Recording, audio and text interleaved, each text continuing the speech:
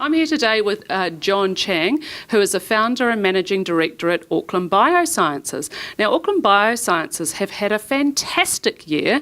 They won the Best Emerging Business at the ExportNZ, New Zealand Cargo Export Awards in June, and then they went on to take out the national title at the New Zealand Trade and Enterprise International Business Awards in the Best Emerging Business category. So congratulations, John, to you and your team. It's fantastic. Thank you. Very proud.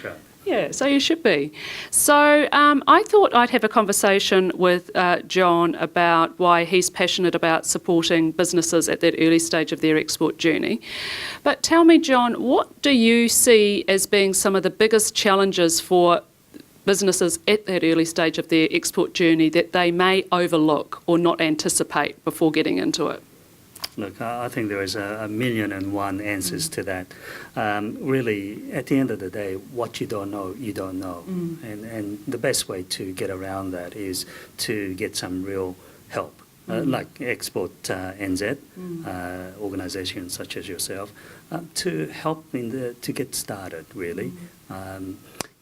Learning the ABCs of export business can be complex and daunting for a lot of companies, especially one that you've never been involved or been introduced to a new market.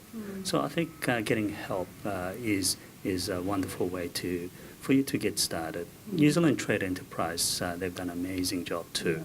They're in most markets around the world, and all you have to do is put your hand up and say help, and they'll be, obliging. Absolutely. Yeah. Tell us a little bit about Auckland Biosciences for those who may not be aware of what you do. Sure. Auckland Biosciences, we're just under 5 years old ourselves. We're in the business of turning basically what's a waste product coming out of mid-market, blood, and turning that into a high-value product, serum, and that is used for manufacturing vaccines all around the world. So we're exporting currently to 14 countries around the world and dealing with multinational companies in the business of making vaccines such as foot and mouth vaccine. Well, so you've been on a tremendous growth journey. That's 14 countries in four plus years. So you say you don't know what you don't know. What are some of the biggest challenges and surprises you've encountered in those first few years? Plenty. Eating local foods is one of them, obviously. But in terms of the markets, the language, the culture, and the complexity of entering into a market that you know virtually nothing about, that's been a steep learning curve.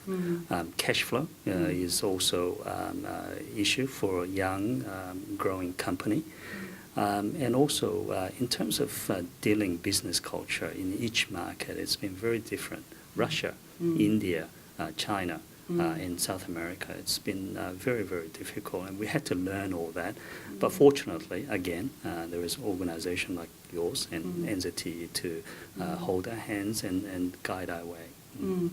So, as you know, we launched the Export New Zealand Accelerate 100 program a year ago, and you have come on board as an accelerator. What do you love about Export New Zealand and what we're trying to achieve? Well, it gives you a lot of assurance to startup companies to say, look, it's okay, we can help you with resources.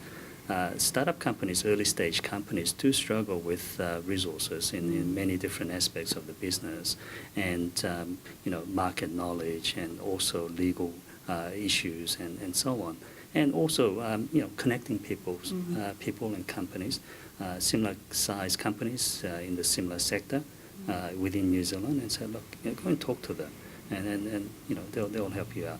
That connection and connectivity is critical for small companies. Absolutely. Okay, so on a closing note, what is one piece of advice you would give to a business at that early stage? Oh, look, I'm not too sure whether this is most important, but be curious. Be curious, and don't give up, really.